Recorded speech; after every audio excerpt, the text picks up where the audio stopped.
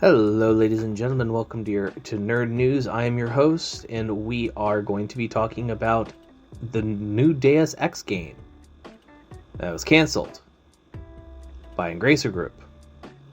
Jason Schreier for Bloomberg reporting.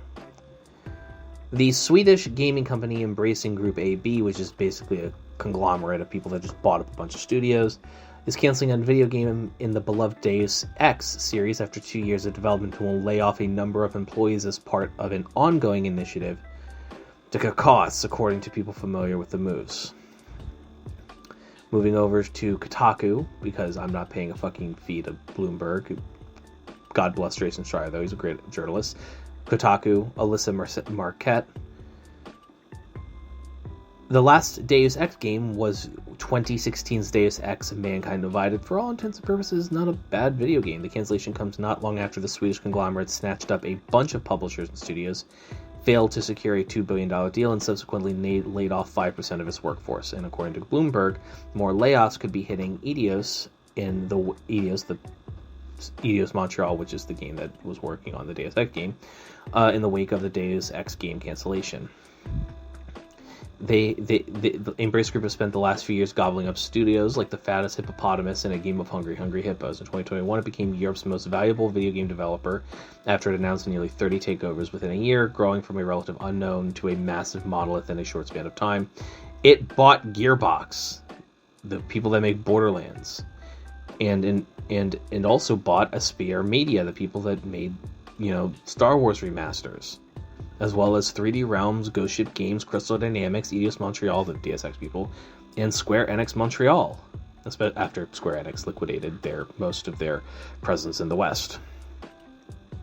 It also has the rights to the Lord of the Rings franchise, which it bought in August 2022, and since then, the studio has been a poster child for what happens when you rapidly grow, buy up and consolidate other companies, and ultimately fail to secure a $2 billion partnership with Saudi Arabia's public investment funds.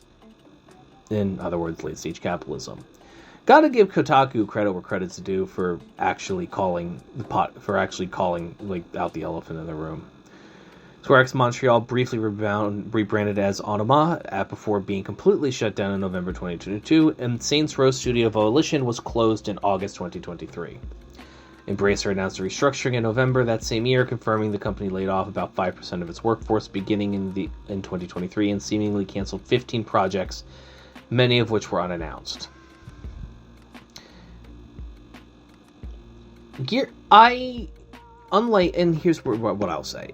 Functionally, at the end of the day, while I am generally fine with a company like Microsoft buying something like Activision, even in the aftermath of them laying off 2,000 people, by and large, while I feel for the developers, because I'm a developer myself, as a consumer of video games, Microsoft generally runs a tight ship. I mean, tighter than fucking Bobby Kotick's demon ass ran Activision Blizzard.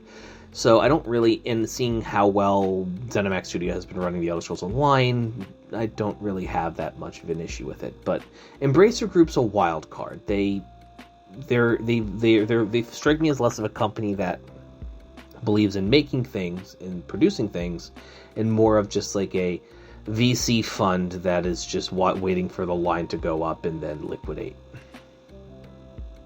I don't know.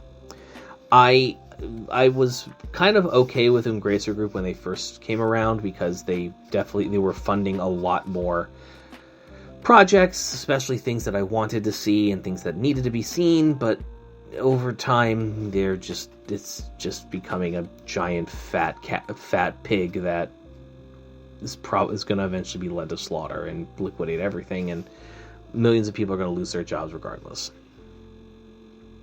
Gotta love the fucking games industry, y'all, huh? Am I right? Anywho.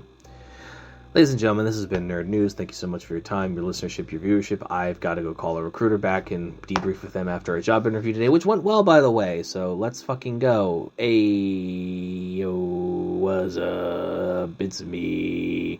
But that aside, ladies and gentlemen, have a lovely rest of your day, and I'll catch y'all next time.